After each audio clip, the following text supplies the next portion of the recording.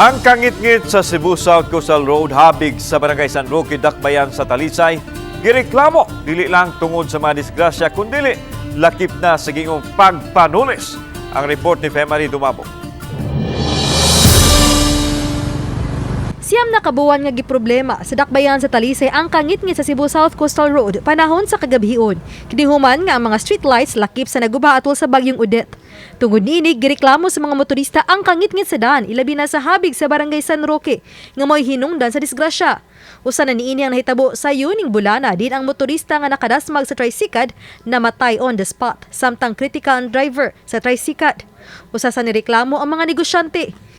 Piligro magunangit-ngit kayo no na dili lang ta magsalig na naay-highway mang suga kay makasilaw mapuna sa mga kuan sakyanan sa driver.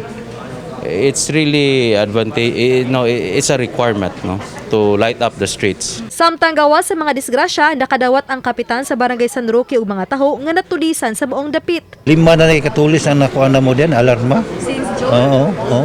Daghan-daghan na kay katong lilam mo nakaron ako. Nga ang ilang tindahan taon magkuan man sila overnight man sila magbuntag. Gitulis aron wan amninda. Subay niini mas subsub pa nga pagrubing sa lugar himuon sa kapulisan. Giangko ni Talisay City Mayor Samsam Gulyas nga iyang buhatan nakadawat usab og mga susamang mga reklamo. Moong kanunay silang nihangyo sa DPWH nga pagpasugan ang maong major road. Nahitabo ang Odette pag December. So wala siya nasud sa budget sa DPWH for 2022.